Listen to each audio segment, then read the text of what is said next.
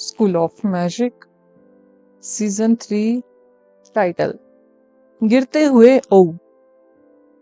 चलो पहले इस बेवकूफ टीचर को बंद कर दे। अनरजीत ने धीरे से अपना हाथ उठाया और मानसिक एलिमेंट और शैडो एलिमेंट वाले कुछ मैजिशियनों को संकेत दिया। उन्होंने अपनी ओर आते हुए कुछ तेज कदमों की आवाज सुनी। रेतीली सफेद वर्दी पहने एक आदमी अनरजीत और गंगवा के पास आया। मेजर जनरल, 3 घुसपैठिए दक्षिण से शहर में घुस आए हैं। उन्हें यहाँ की ओर आते देखा गया है, उस आदमी ने बताया। ठीक टाइम पर। मैं उसे 100 गुना ज्यादा दर्द दूंगा जो मैंने सहा है। फैल्टन, मेरी बेहतरीन सेना को यहां बुलाओ, गंगमा ने ऑर्डर दिया। मेजर जनरल गंगमा, आपकी कुलीन सेना युद्ध में चली गई। सेना का अधिकांश हिस्सा भी अग्रिम पंक्ति में चला गया।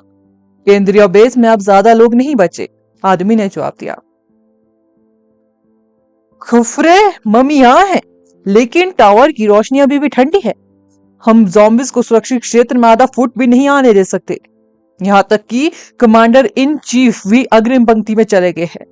वे युद्ध के मुख्य कमांडर है और उन्होंने आपसे जल्द से जल्द मामले को निपटाने के लिए कहा, अन्यथा वे भी आप पर आसानी से नहीं चलेंगे, आदमी ने आगे कहा। लानत है, मेजर जनरल गंगमा चिल्लाया और एक क्रोधित गोरिल्ला की तरह अपनी मुठ्ठियां लहराई। यदि उसका सीनियर अधिकारी युद्ध का कमांडर होता तो वो कमांडर के अधीनस्थ के रूप में अग्रिम पंक्ति में आसानी से कुछ योगदान दे सकता।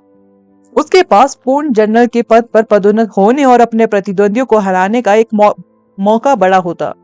दुर्भाग्य से उसने यह मौका खो दिया क्योंकि उसे आदर्श ने बंधक बना लिया था। उसने इस महान अवसर के लिए लंबे टाइम तक इंतजार किया था। मैं उस कमीने को कभी माफ नहीं करूंगा। गंगवा की आंखें गुस्से से जल रही थी। हमारे पास काफी लोग नहीं है। वे युवा मैजिशियन बेहद मजबूत है, खासकर फायर मैजिशियन, अनरजीत ने कहा। आदर्श से अनरजीत डर गया, भले ही वह सुपर मैजिशियन था। इससे कोई फर्क नहीं पड़ता कि हमारे पास आदमियों की कमी है। हमें जरूरी नहीं कि उनका सामना खुद ही करना पड़े। गंगमा एक अजीब आदमी था। उसने अचानक एक उदास भाव बना लिया, भले ही वो अभी कुछ देर पहले गुस्से में था। अनरजीत उलझन में था। अगर उनके पास काफी सैनिक नहीं होंगे तो वे अपने दुश्मनों के खिलाफ नहीं टिक पाएंगे। दूसरे गुटों के सैनिक भी उनकी हेल्प करने को तैयार नहीं होंगे। गंगवा टीचर वाणी के पास गया और शांत मुस्कान के साथ उसके कंधे पर थपथपाया। मेजर जनरल गंगमा, क्या आप मेरे स्टूडेंटों को जाने देने का टाइम नहीं आ गया है? मैं वादा करता हूं कि हम मिस्र में जो कुछ भी हुआ उसे भूल जाएंगे। वाणी ने कसम खाई, वो इस जगह को छोड़ना चाहता था। मिस्टर वाणी, हम आपको और आपके स्टूडेंटों को भी जाने देना चाहते हैं, लेकिन मुझे डर है कि मेरे सीनियर अभी भी थोड़े चिंतित है। जैसा कि तुम जानते हो, हमारे छोटे से रहस्य को जानने वाले 3 अन्य लोग हैं और वे हमारे साथ अनुपालन करने के लिए तैयार नहीं दिखते। सच तो यह है कि हम वास्तव में आपको नुकसान नहीं पहुंचाना चाहते, अन्यथा आपके स्टूडेंट अब तक सुरक्षित नहीं होते। मेरे स्काउट्स ने मुझे बताया कि आपके 3 अन्य साथी इस ओर आ रहे हैं और ऐसा लगता है कि यहाँ एक अच्छी छोटी सी बातचीत के लिए नहीं आए हैं, गंगमा ने उन्हें सूचित किया। मैंने आपकी रिक्वेस्ट के अनुसार आपको वापस ला दिया है और आपने मुझसे वादा भी किया था, मिस्टर वाणी ने कहा। हाँ, मैंने तुमसे वादा किया था, लेकिन तुम्हें हमारी स्थिति पर भी विचार करना चाहिए। अगर वे तीनों गंभीर समस्या पैदा करते हैं तो मेरे सीनियर अधिकारी इसका दोष मुझ पर डालेंगे। मैं एक मेजर जनरल हूं, इसलिए तुम आसानी से अंदाजा लगा सकते हो कि मेरा सीनियर अधिकारी किस रैंक का है। अगर वह मुझे एक शब्द में ही धिक्कार सकता है, गंगमा ने बड़बड़ाते हुए कहा।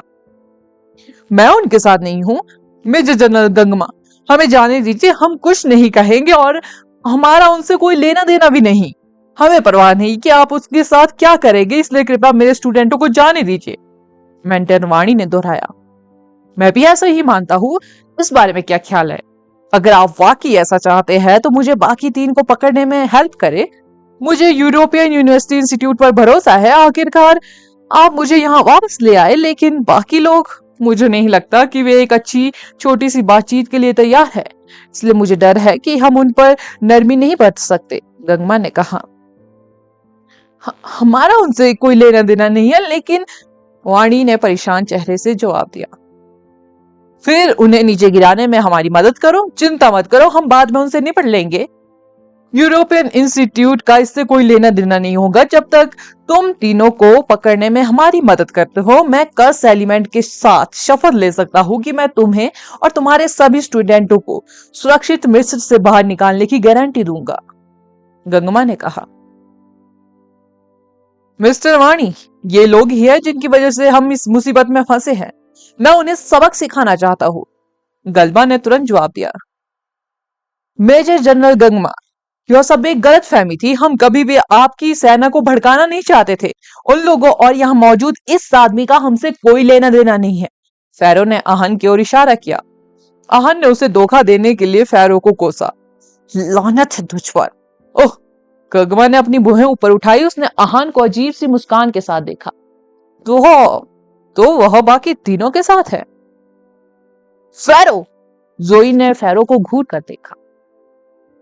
फैरो को एहसास हुआ कि उसने क्या किया, लेकिन जब उसने उन लोगों की मुसीबतों के बारे में सोचा तो उसके लिए जो लाए थे और कैसे उनकी की जान अभी भी खतरे में थी, तो उसने अपने दांत पीसते हुए कहा, हाँ, यह आदमी उनके साथ है। वे ही थे जिन्होंने हमें मेडुसा के आंसू की तलाश करने का सजेशन दिया। बहुत अच्छा, गंगम्मा जोर से हंस पड़ा। आश्चर्य की बात है, गंगम्मा ने शुरू में सोचा कि वे यूरोपियन इंस्टीट्यूट से है।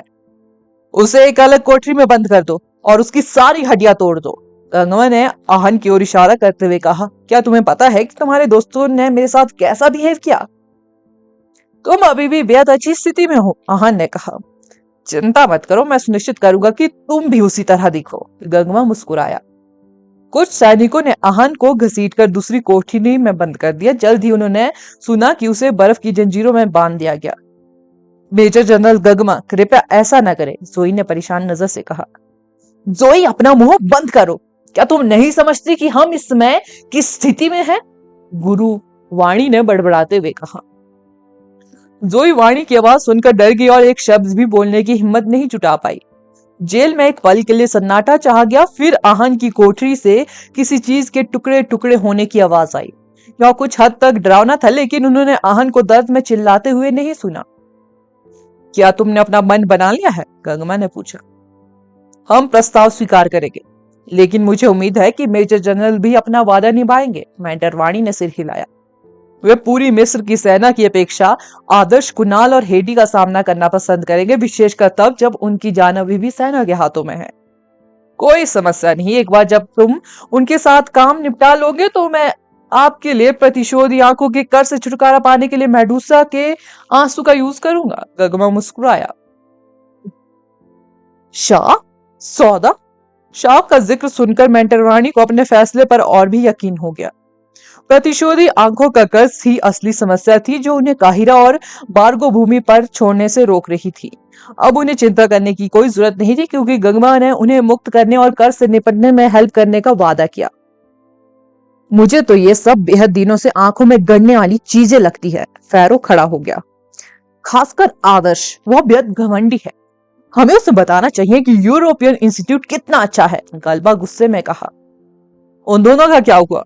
अनरजीत ने बूढ़े भाड़ी के सिपाही चाड और उसके भाई बैंस की ओर इशारा किया, जो कोने में बेहोश पड़े थे। मेंटन वाणी ने कहा, वे हमारी चिंता का टॉपिक नहीं है। आप उनके साथ जैसा चाहे वैसा बिहेव करें। बहुत अच्छा। सैन्य अड्डे में ज्यादातर इमारतें मजबूत किलेनुमा थी। रात में मजबूती से खड़ी स्टील की इमारतें सख्त और भव्य दिखती थी। जब बेहद ऊंचाई से इमारतों को नीचे देखा गया तो वे एक त्रिकोण की तरह दिखी, जिन्हें सड़कें अलग करती थी।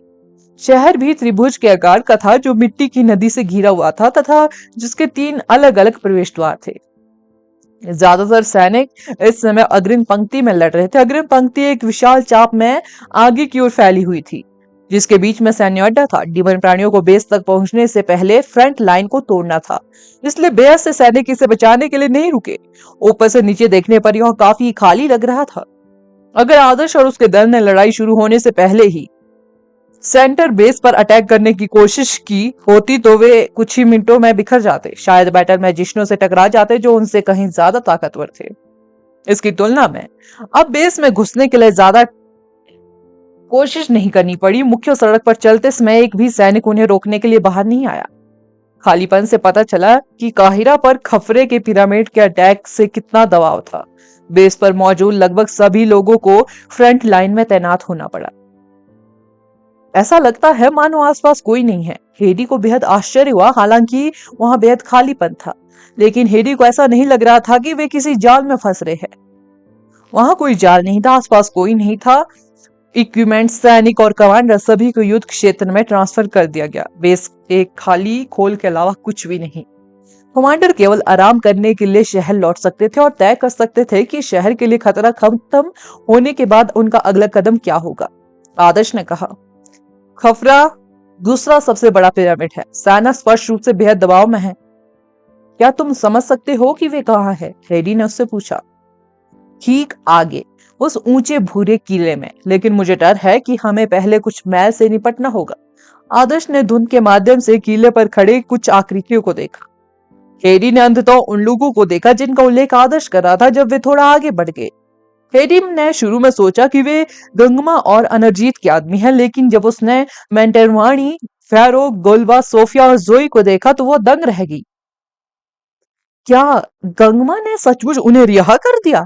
हेडी ने आश्चर्यचकित स्वर में पूछा। यह पॉसिबल नहीं है। क्या तुम उनका ऑरा को महसूस कर सकती हो? आदर्श ने कहा। कौन सा ऑरा? हेडी उलझन में थी। एक दुश्मनी पूर्वक, आदर्श ने कहा। आदर्श शत्रुता के प्रति विशेष रूप से संवेदनशील था, क्योंकि हत्या और लड़ाई उसके लिए दैनिक दिनचर्या थी। नेक्स्ट एपिसोड टाइटल, हिलॉक वेहिल। वाणी, क्या तुम नहीं जानते कि अगर अपास उनके हाथों में पड़ गई तो उसका क्या होगा? हेडी ने गुस्से से पूछा। बेशक मुझे पता है, लेकिन मुझे यह भी पता है कि अगर हम सेना के खिलाफ जाते रहे तो मेरे स्टूडेंट और मैं कभी भी मिस्र से जिंदा नहीं निकल पाएंगे। वह सिर्फ एक लड़की है जिसकी पहचान हम पुष्टि भी नहीं कर सकते। मुझे इसकी क्या परवाह है कि उसके साथ क्या होने वाला है। जहां तक तुम्हारा सवाल है, अगर तुम खुद को मरवाना चाहती हो तो कोई बात नहीं, लेकिन तुम्हें हमें अपने साथ इस झमेले में नहीं घसीटना चाहिए। वाणी ने आदर्श और हेडी की ओर इशारा करते हुए कहा। तुम खुद को यूरोपियन इंस्टीट्यूट का संरक्षक कहते हो? क्या तुम्हें अपनी आजादी के लिए एक मासूम लड़की की जिंदगी से समझौता करने में शर्म नहीं आती? हेडी ने उसे कोसा।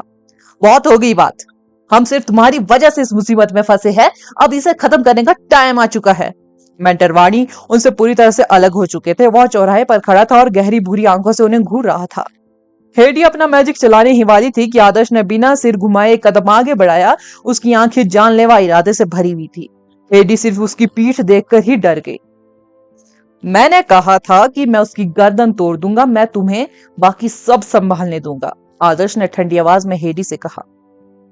सावधान रहना, वह अभी भी एक सुपर मैजिशियन है, हेडी ने उसे चेतावनी दी। आदर्श ने आगे कुछ नहीं कहा। जैसे ही उसने वाणी को देखा, उसे तुरंत अपास की उम्मीद भरी आंखें याद आ गई। बावजूद इसके कि वह मुश्किल से गुजरी थी, जितना ज्यादा वह इसके बारे में सोचता उतना ही पागल होता। लाइटनिंग, तानाशाह। अंधेरे आसमान में लाइटनिंग की चमक समुद्र में ड्रैगन की तरह लुढ़क रही थी। वे तेजी से आदर्श की ओर बढ़ रहे थे, हवा में चमक रहे थे, जंजीरों, पंजों और पंखुड़ियों के आकार में इकट्ठे हो रहे थे। वे आसमान को ऐसे रोशन कर रहे थे जैसे दिन का समय हो।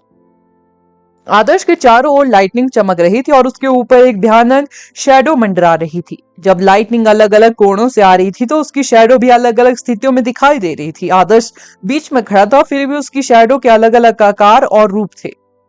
तुम खुद को समझते क्या हो? क्या तुम सच में सोचते हो कि तुम सुपर मैजिशियनों से मुकाबला कर सकते हो? तुम सिर्फ एक एडवांस मैजिशियन हो। मैं तुम्हें सिखाऊंगा कि सुपर लेवल की तुलना में तुम्हारी ताकत कितनी कम है।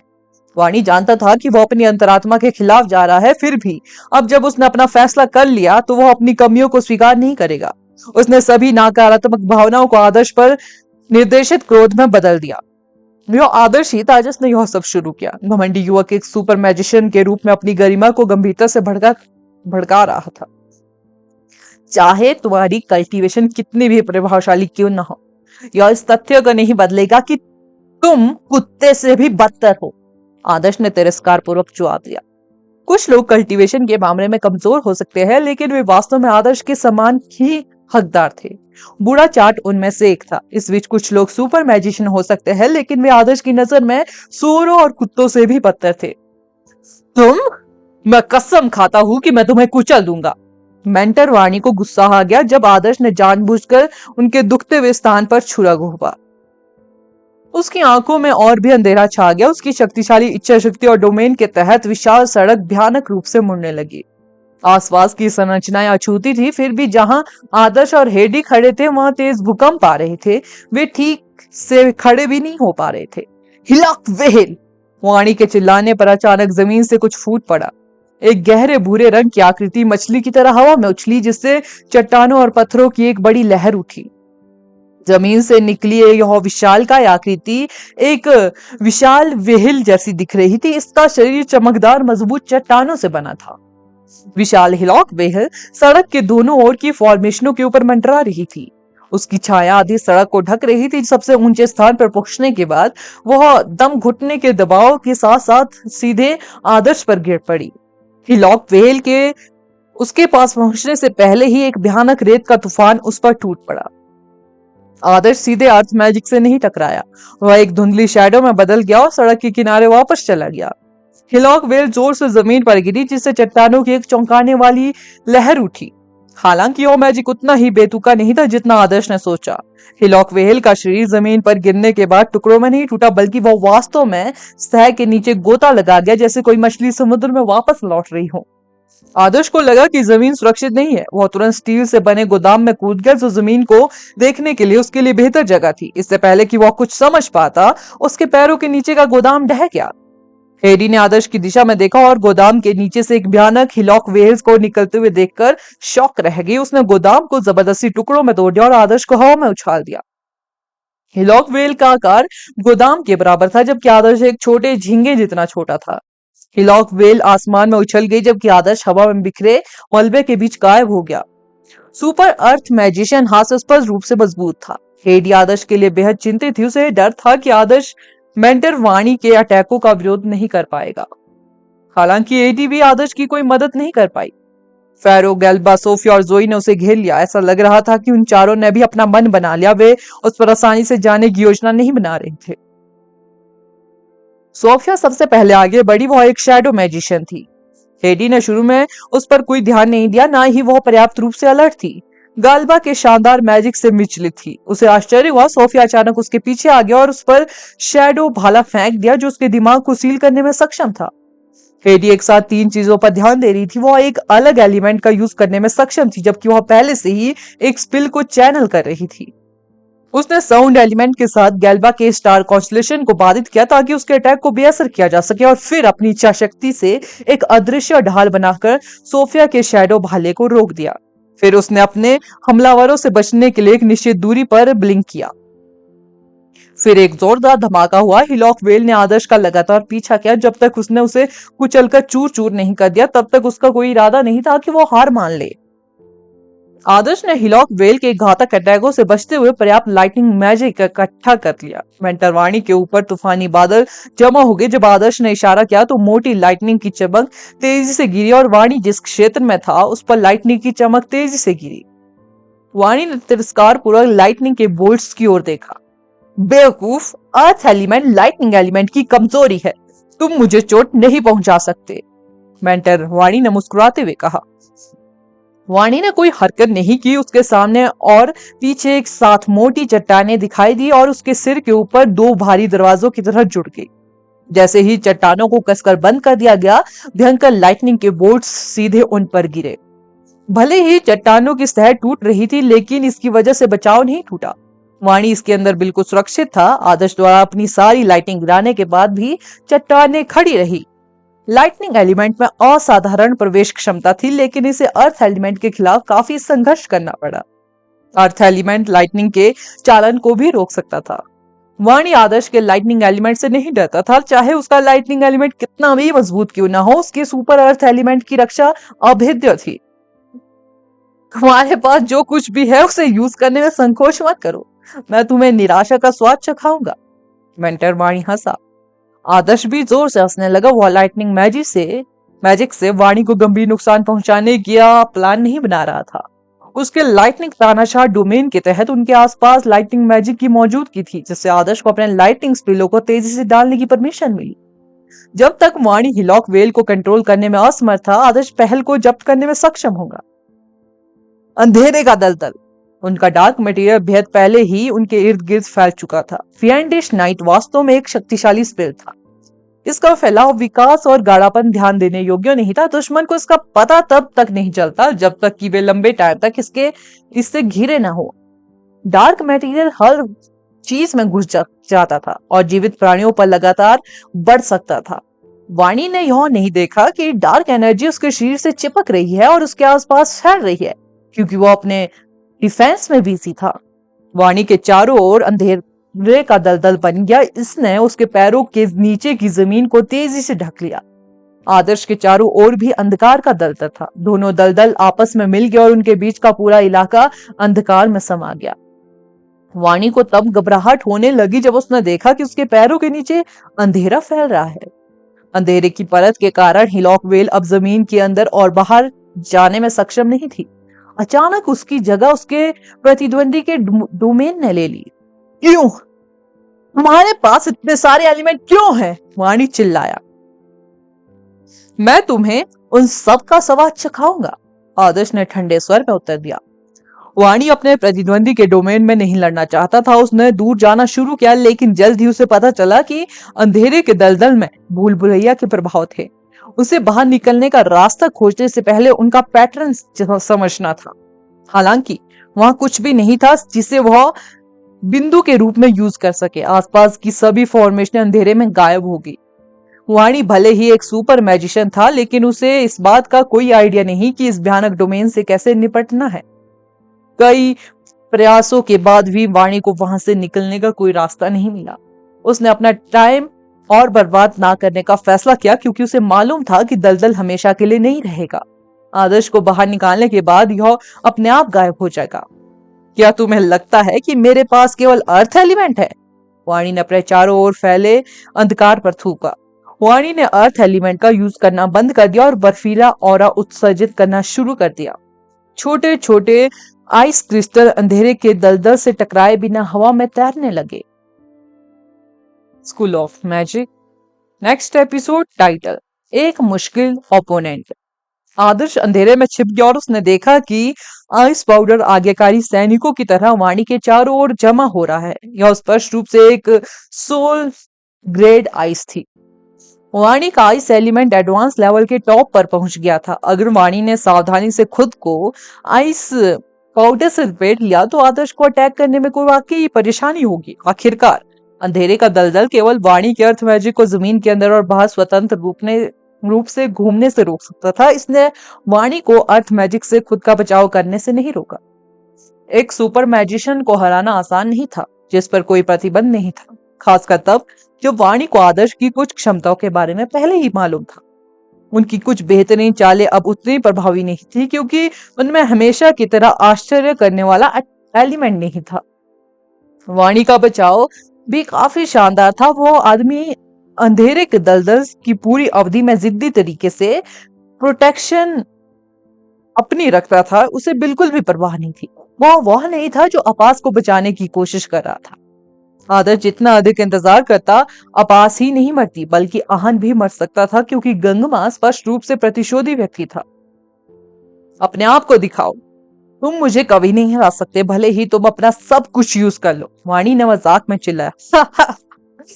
एक मरते हुए समन बीस्ट के लिए डीमन प्राणियों के बीच कूदना और एक छोटी लड़की के लिए सेना के खिलाफ जाना, जबकि तुम उसकी पृष्ठभूमि और पहचान को भी नहीं जानते। मैं वास्तव में नहीं जानता कि मैं तुम्हारा वर्णन कैसे करूं, वाणी ने आगे कहा। तुम्हें अपना आत्मविश्वास कहां से मिला? क्या तुम सच में सोचते हो कि तुम अपनी कल्टीवेशन से मेरा मुकाबला कर सकते हो? मैं एक सुपर मैजिशियन हूं। बहुत से लोगों को मेरे सामने सिर हिलाना और झुकना पड़ता है। तो तुम खुद को क्या समझते हो? जब यह दलदल गायब हो जाएगा तब मेरे लिए तुम्हें अपने पैरों तले रौंदने का टाइम आ जाएगा, वाणी चिल्लाया। वाणी आदर्श की मौजूदगी को खोजता रहा। जब वह बात कर रहा था, सेंटेंस खत्म होने के बाद उसे लगा कि कोई पास में ही सांस ले रहा है।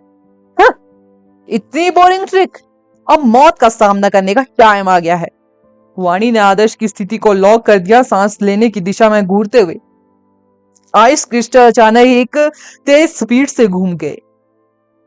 आइस क्रिस्टल की धूल एक निश्चित स्पीड तक पहुंचने पर गोलियों की तरह घातक थी।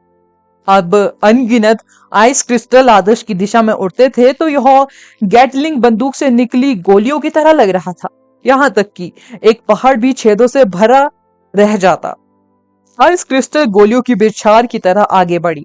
वाणी ने तुरंत देखा कि एक शैडो घबराहट में दिशा बदल रही है। वाणी हंस पड़ा। उसका ओपोनेंट अभी भी बेहद छोटा था। वह इंसान उत्तेजित होने के बाद शांत रहने में विफल रहा, जिससे उसकी स्थिति उजागर हो गई। अब लड़ाई बेहद आसान थी। आइस क्रिस्टल की गोलियों ने एक बेहद बड़ा क्षेत्र कवर किया। लड़के के लिए भागना शुरू करना बेहद देर हो चुकी थी और जल्द ही मधुमक्खियों के छत्ते की तरह छेदों से छलनी हो जाएगा। वाणी ने देखा कि आइस क्रिस्टल की गोलियां किस दिशा में चलाई जा रही थी। उसने एक व्यक्ति को गोली लगते देखा और टक्कर की आवाज सुनी। वाणी जल्दी से उसके पीछे गया और आदर्श की खून से लथपथ लाश को देखा। वह बेहद सावधान था, जब तक उसे यकीन ना हो जाए कि बर्फ की गोलियों से मारा गया व्यक्ति आदर्श ही है, तब तक उसका आइस मैजिक वापस लेने का कोई इरादा नहीं था। जैसे ही उसे कोई हलचल महसूस होती, वह मैजिक कर देता। जब वाणी मौके पर पहुंचा तो उन्हें खून का कोई निशान नहीं दिखा। परिणाम से उसे आश्चर्य नहीं हुआ। उसने जल्दी से अपने चारों ओर नजर घुमाई। अचानक पीछे से मोमबत्ती की एक हल्की सी फ्लेम्स उसकी ओर आई। वाणी चौंक गया। आग मोमबत्ती की रोशनी जितनी छोटी थी कि आदर्श ने वाकई सिर्फ इसके लिए कई करतब दिखाए थे। इससे उसे क्या नुकसान हो सकता है? कुछ ठीक नहीं है। वाणी को जल्दी एहसास हो गया कि मोमबत्ती की रोशनी उतनी आसान नहीं थी जितनी दिख रही थी। उसने देखा कि हवा में तैर रहे छोटे छोटे आइस क्रिस्टल मोमबत्ती की रोशनी के पास से गुजरने पर संकुचित हो रहे थे। Space element, fire element. Vani ने तुरंत टुकड़ों को आपस में जोड़ दिया। उसने बिना किसी हिचकिचाहट के अपना इंतजार खत्म कर दिया। एक अनुभवी मैजिशियन अपने स्टार ऑर्बिट और स्टार पैटर्न का एक हिस्सा पहले ही पूरा कर लेता था, जिससे उन्हें जरूरत पड़ने पर स्पेल पूरा करने का मौका मिलता। डिफेंस विलो का यूज करते टाइम यह एक आम चाल थी, क्योंकि सबसे इंपॉर्टेंट टाइम में यह यूज किया जाता था। एक मैजिशियन सुपर लेवल पर पहुंचने पर स्टार ऑर्बिट और स्टार पैटर्न और स्टार कॉन्स्टलेशन को स्वतंत्र रूप से कंट्रोल करने में एक्सपर्ट था। वे अपनी ड्राइंग स्पीड, कनेक्टिंग और अपने मैजिक का निर्माण करने में भी हेर फेर कर सकते। जब वाणी लाश को करीब से देखने के लिए आगे बढ़ा तो उसने पहले ही 6 स्टार पैटर्न बना लिए थे। उसने जानबूझकर आखिरी स्टार पैटर्न की स्पीड धीमी कर दी, लेकिन जब उसे लगा कि कुछ ठीक नहीं है तो उसने तुरंत स्टार कॉन्स्टलेशन को पूरा करने के लिए तेजी से स्टार पैटर्न को पूरा किया। दूसरे शब्दों में कहे तो वाणी को अपना एडवांस स्पीड डालने के लिए सिर्फ एक स्टार पैटर्न बनाने की जरूरत थी। इसका मतलब यह था कि उसके प्रतिद्वंदी के पास उस पर छिपकर अटैक करने का कोई मौका नहीं होगा। फायर क्रिस्टल बम ने भयानक फ्लेम्स छोड़ी जब उसे अपनी जगह पर रखने वाली शक्ति को हटा लिया गया। वाणी ने समय रहते खुद को बचाने के लिए एक मोटी ढाल बना ली थी, लेकिन विस्फोट की ऊर्जा उसकी कल्पना से कहीं ज्यादा थी। इससे उसके एडवांस स्पेल को दबा दिया गया और उसे हवा में उड़ा दिया गया। आग की लपटों में घिरते टाइम वाणी का संतुलन बिगड़ गया। उसने तुरंत अपना मैजिक आर्मर एक्टिवेट कर दिया। चांदी के रंग के इस मैजिक आर्मर ने उसे आग की फ्लेमों से होने वाले नुकसानों से पहले ही बचा लिया। आइस आर्मर के संपर्क में आने के बाद आग की फ्लेम्स का असर खत्म हो गया। शॉक वेव से वाणी को बस थोड़ी सी चोट लगी। वाणी हवा से नीचे गिरा और मलबे के ढेर से जा टकराया। वह गुस्सा था, यह सोचकर कि एक सुपर अर्थ मैजिशियन एक एडवांस्ड मैजिशियन के खिलाफ इतनी दयनीय स्थिति में कैसे पहुंच जाएगा। उस आदमी ने खुद को कैसे ट्रेन किया होगा। उस आदमी का फायर मैजिक हास्यास्पद रूप से मजबूत था, इतना शक्तिशाली कि वह उसकी 2 सुरक्षा परतों को भेज सकता था। वाणी अपने पैरों पर खड़ा हो गया। जब वह जवाबी अटैक करने वाला था तो उसने जमीन की एक झलक देखी। अंधेरे के दलदल से कुछ स्टील का मलबा बाहर निकलता हुआ देखा। तो अब मैं यही हूं, वाणी को एहसास हुआ जब उसने मलबा देखा। क्या यह वही गोदाम नहीं था जिसे हिलॉक वेल ने पहले ही जमीन पर गिरा दिया? वह इस बिंदु के रूप में उपयोग करके अंधेरे दलदल से बाहर निकलने में सक्षम होगा। कमाल है, उस कमीने को उसकी सोच से भी पहले मौत का सामना करना पड़ा। फायर क्रिस्टल बम भले ही भयानक था, लेकिन यह अभी भी इतना शक्तिशाली नहीं कि सुपर अर्थ मैजिशियन की जान को खतरे में डाल सके। उसकी प्राथमिकता सबसे पहले अंधेरे के दलदल से बाहर निकलने का रास्ता खोजना था। वाणी ने तुरंत गोदाम के मलबे का पीछा किया। उसके पीछे से आ रही उग्र फिस्ट को उसकी आइस क्रिस्टल से बनाई गई दीवारों ने रोक दिया। वाणी आगे बढ़ता रहा और आखिरकार उसे अंधेरे दलदल से बाहर निकलने का मौका मिला। वह बेहद खुश हुआ। अंधेरे के दलदल के बिना आदर्श के पास उसके खिलाफ खड़े होने का क्या मौका था? School of magic. Next episode title दुष्ट ज्वाला आवेश। जब वो अंधकार के दलदल से बाहर निकला तो वाणी ने राहत भरी सांस ली। वो आदर्श से काफी डरा था। अगर वो लापरवाह रहा होता तो वो वास्तव में इस एडवांस मैजिशियन से हार सकता है। अब तुम मुझसे कैसे मुकाबला करोगे? वाणी ने पलटकर आदर्श को देखा। अंधेरे का दलदल धीरे धीरे खत्म हो गया और अब किसी को भी फंसा नहीं सकता था। निक्स रिज्म को अपने आसपास रखना व्यर्थ था। आदर्श की आकृति धीरे धीरे उस सड़क पर दिखाई दी जिसे शुरू में अंधेरे के दलदल ने ढक रखा था। फायर क्रिस्टल बम द्वारा छोड़ी गई फ्लेम्स उसे धधकते लाल रंग में घेर रही थी। मुझे यह स्वीकार करना होगा कि दुनिया में कोई भी एडवांस मैजिशियन तुमसे ज्यादा ताकतवर नहीं है, लेकिन मुझे डर है कि यह तमाशा खत्म होने वाला है। वाणी का और अचानक आसमान छूने लगा। उसके पैरों के दोनों तरफ जमीन ऊपर उठने लगी। दो हिलॉक वेल जो पहले वाली से भी बड़ी थी ने चट्टानों की बड़ी लहरें उठाई। वे उछली और हवा में एक दूसरे के रास्ते पार करके आदर्श को दो दिशाओं से घेर लिया। वे जमीन और चट्टानों के बीच से ऐसे तैर पाई जैसे वे पानी हो। वे हवा में उछले और विशाल पहाड़ों की तरह जमीन पर गिरे।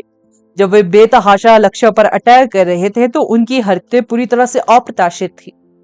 जब तक व्यक्ति को लगा कि उसके पैरों के नीचे की जमीन असामान्य रूप से रिएक्ट कर रही है, तब तक भागने के लिए बेहद देर हो चुकी थी। तुम मर चुके हो, वाणी ने ठंडे स्वर में कहा। दोनों हिलॉक वेल्स बेतहाशा तैरी थी। आदर्श के पास लगातार दौड़ने के अलावा कोई विकल्प नहीं था। वह सांस लेने के लिए एक सेकंड के लिए भी रुक नहीं सकता था। जब हिलॉक वेल्स ने आदर्श को एक कोने में धकेल दिया जहां उनके पास वाणी तक पहुंचने का कोई मौका नहीं, तो वाणी के चेहरे पर मुस्कान आ गई। आदर्श के पास अब लड़ाई जीतने का कोई मौका नहीं था क्योंकि उसे वाणी से दूर रखा गया था।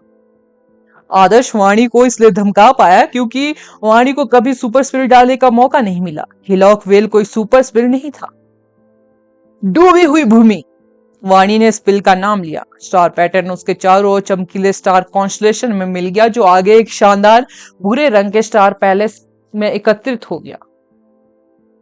स्टार पैलेस के नीचे खड़ा वाणी उस क्षेत्र के शासक की तरह था जो स्टार्स की चमक में डूबा हुआ था। उसके कंट्रोल में डेथ और लाइफ, जीवन दोनों थे।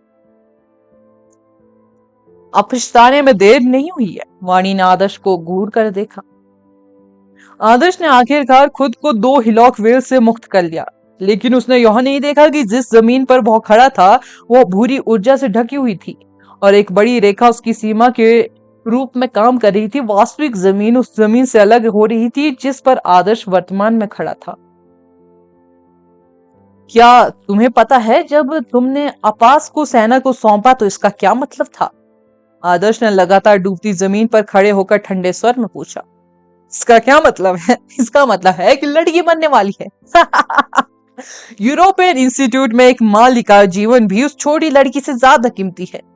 मिस्र में हर दिन युद्ध के कारण इतने सारे लोग मरते हैं, उस छोटी लड़की की कौन परवाह करता है जो सिर्फ कोने में बैठकर रोना जानती है? वाणी हंस पड़ा। आदर्श ने जवाब दिया, क्योंकि दुनिया में तुम्हारे जैसे बेहद सारे लोग हैं, इसलिए मैं सोचता रहता हूं कि मेरे लिए मजबूत बनना कितना सार्थक है। सार्थक? मुझे डर है कि तुम अभी भी स्थिति के बारे में स्पष्ट नहीं हो। मेरी डूबी हुई जमीन स्पिल।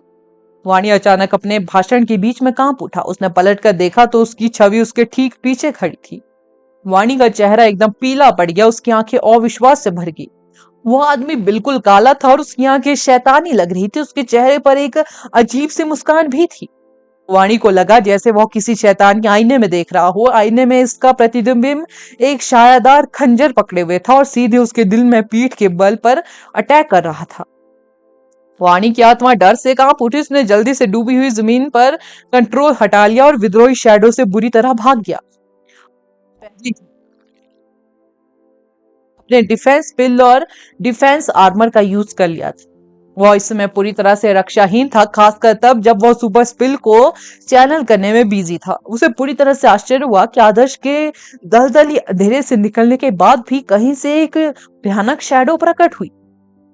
वह शैडो द्वारा घात लगाए जाने के बेहद करीब था या असली मारक प्रहार निकला जिसका आदर्श को इंतजार था। डूबी हुई जमीन पूरी तरह से चैनलाइज नहीं हुई। आदर्श जिस क्षेत्र में खड़ा था वह जमीन में 1 मीटर धंसने के बाद रुक गया। आदर्श ने सुपर अर्थ स्पिल पहले भी देखा था। बहुत जानता था कि भूरी रेखा के भीतर का क्षेत्र 5 मीटर जमीन में धंसने के बाद टुकड़ों में बिखर जाएगा। यह डूबी हुई भूमि के बारे में सबसे डरावनी बात नहीं थी। यह जितनी गहराई तक जाती नीचे की ओर कुचलने वाला बल उतना ही बढ़ता जाता। अगर डूबी हुई भूमि स्पिल 10 से 20 मीटर की गहराई तक पहुंच जाती तो शासक लेवल का प्राणी भी इससे कुचला जाता और उस पर खून और मांस के अलावा कुछ नहीं बचता। आदर्श ने वाणी को डूबती हुई भूमि स्पिल को आगे चैनल करने की परमिशन नहीं दी क्योंकि उसके पास कुचलने वाली ताकत को सहन करने का कोई मौका नहीं होता। वाणी ने डूबती हुई भूमि पर मैजिक करने में बेहद अधिक टाइम और ऊर्जा बर्बाद की। फिर भी आदर्श की भयानक शैडो ने मैजिक को बाधित कर दिया। वाणी ने जानबूझकर दूर भाग गया ताकि वो स्पिल को चैनल करने के लिए सुरक्षित जगह ढूंढ सके। उसके लिए इसका मतलब था कि आदर्श वाणी पर अपना स्पिल डालने के लिए बेहद दूर था। वाणी के पास अब एक और स्पिल चैनल करने के लिए पर्याप्त टाइम नहीं था। उसकी साधना इतनी अधिक नहीं थी कि वो केवल एक विचार से कॉन्स्टलेशन का निर्माण कर सके। तुम सेना को भड़काना नहीं चाहते थे, लेकिन मैं तुम्हें बता दूं तुम वास्तव में जल्दी मर जाओगे क्योंकि तुमने मुझे भड़काया है। आदर्श गुस्से में फट पड़ा। 3 अलग अलग रंगों की फ्लेम्स उसके चारों ओर एक दूसरे से जुड़ी हुई थी जैसे नाचते हुए ड्रैगन और फिनिक्स। इस बीच आदर्श के सामने एक आयामी दरार दिखाई दी। फ्लेम बेले महारानी ने आदर्श के गुस्से को महसूस किया और उससे बाहर आ गई। उसका आकर्षक रूप धीरे धीरे अन्य सोल ग्रेड फ्लेम्स के साथ विलीन हो गया। जब आदर्श ने खुद 3 फ्लेम्स छोड़ी तो वह किसी जलते हुए लावा की तरह था। हालांकि एक बार जब फ्लेम बेले ने उसे अपने वश में कर लिया तो उसकी फ्लेम्स का जंगलीपन और मौजूदगी और भी बढ़ गई। फायर फ्लेम्स आसमान में फैल गया और बादलों को लाल रंग में रख दिया। तपता हुआ लावा तेजी से उछला और जमीन को निगल गया। आदर्श बेसिक रूप से एक फटता हुआ ज्वालामुखी था, जंगली, हिंसक और खतरनाक। क्या इससे कोई फर्क पड़ता है कि वह एक सुपर मैजिशियन के खिलाफ लड़ रहा था? आपता अग्नि, सूर्यास्त अग्नि और उल्का अग्नि फिर भी उसे जलाकर राख कर देंगे। आदर्श आगे बढ़ा। अब एक प्रचंड ऊर्जा जो एक प्रस्फुटित ज्वालामुखी की तरह थी उसके पीछे चली गई। आदर्श ने दौड़ना शुरू कर दिया। शानदार और घातक लपटें भी आगे बढ़ी। आदर्श की पीठ पर अनगिनत जलते पंखों से बने ज्वलंत पंख दिखाई दिए। पंख उड़ान भरने के लिए नहीं थे बल्कि उसे आगे बढ़ने के लिए थे। वे बेसिक रूप से जेट पैक थे जो आदर्श की स्पीड को उसकी सीमा से परे धकेलने के लिए विस्फोट की शक्ति का दुरुपयोग करते थे। जैसे जैसे आदर्श की स्पीड बढ़ती गई आदर्श के चारों ओर भड़कती फ्लेम्स भी बढ़ती गई। आदर्श सड़क के एक छोर से दूसरे छोर तक दौड़ा। वहां की फ्लेम्स में घिरा एक विशालकाय बीस्ट बन गया जिससे शहर में भारी तबाही मच गई। रास्ते में सब कुछ या तो बल में तब्दील हो गया या जलकर राख हो गया। भयानक दृश्य देखने के बाद वाणी अपनी जान बचाने के लिए भागना भूल गया। क्या वह आदमी वाकई इंसान था? क्या उसने खुद को आग में झोंक दिया और एक क्रोधित बीस्ट की तरह मुझ पर अटैक कर दिया? चट्टान चट्टान अवरोध, अर्थ प्रोटेक्शन। वाणी ने घबराहट में डिफेंस पिल पड़ा। उसने अपने ऊपर आ रही भयानक शक्ति से खुद को बचाने की कोशिश की। हालांकि एक छोटी पहाड़ी के आकार का रॉक बैरियर आदर्श के चीखते हुए फायर ड्रैगन के सामने एक बुलबुले की तरह था। इसने उसे जरा भी धीमा नहीं किया। उसका स्कारलेट का क्षेत्र हवा में जलते हुए काफी बढ़ जाता। यह तब भी काम करता जब आदर्श जमीन पर जलते हुए रथ की तरह आगे बढ़ रहा था। अगर कुछ भी हो तो फ्लेम्स का क्षेत्र और भी बड़ा था क्योंकि सूर्यास्त अग्नि अन्य फ्लेमों को मजबूत कर सकता था। आदर्श को हिलॉक वेल्स के पीछे से मुक्त होने के लिए काफी दूर जाने के लिए मजबूर होना पड़ा। उसके और वाणी के बीच की दूरी अब आदर्श के लिए उग्र ऊर्जा इकट्ठा करने के लिए एकदम सही रनवे के रूप में काम करती थी। वाणी की छोटी सी रक्षा फायर ड्रैगन की उग्र दहाड़ को रोक पाने की कोई संभावना नहीं थी। मारो! आदर्श गुस्से से चिल्लाया। आदर्श को इस बात की परवाह नहीं कि रास्ते में बर्फ है या चट्टान। वह सीधे वाणी के पीछे जा रहा था जो अपने बचाव के पीछे छिपा हुआ था। वाणी को तुरंत ही फायर ड्रैगन ने निकल लिया। उसे लगा कि आदर्श को रोक दिया जाएगा लेकिन बेपरवाह अटैक उसके आर पार हो गया। ऐसा लगा कि जिस जगह वाणी को लावा की धारा मिली थी वह तो बस शुरुआत थी। सड़क, इमारतें, गोदाम और आधी अधूरी सुरक्षा व्यवस्थाएं सभी फायर ड्रैगन द्वारा जिम्मेदार होगी। झुलसी हुई खाई का कोई अंत नहीं दिख रहा था। वास्तव में धधकती फ्लेम्स और भी आगे तक फैलती रही। बेस सेंटर आधार उतना बड़ा नहीं था। आदर्श ने इसके मध्य से जो खड जलाई वह पूरी तरह से चौंकाने वाली थी। क्या क्या वो अभी भी इंसान है? कैप्टन अनरजीत ऊंचे किले में छिपा हुआ था। वो खड को देख सकता था जो अब बेस के एक तरफ से दूसरी तरफ तक फैली हुई थी। अगर उसने अलार्म को मैनुअल रूप से बंद नहीं किया होता तो अब तक पूरा बेस चीख चीख कर अलार्म बजा रहा होता। ज्वालामुखी की फ्लेम्स धीरे धीरे कम होने लगी। मेंटर वाणी जले हुए निशान और बल्बे के बीच लेटा हुआ था। वे कोयले की तरह काला पड़ चुका था। उन्हें पहचानना पाना मुश्किल था। ऐसा लग रहा था कि उसके पास एक डिफेंस इक्विपमेंट था जिसे उसने अपने तुरुप के पत्ते के रूप में रखा।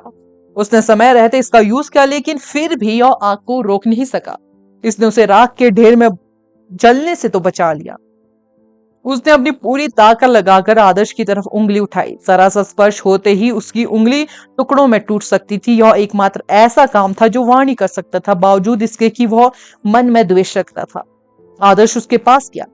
काले हाथ ने भिखारी की तरह आदर्श की पैंट की नोक पकड़ ली। अगला एपिसोड जानने के लिए बने रहे मेरे इस चैनल के साथ। Thank you.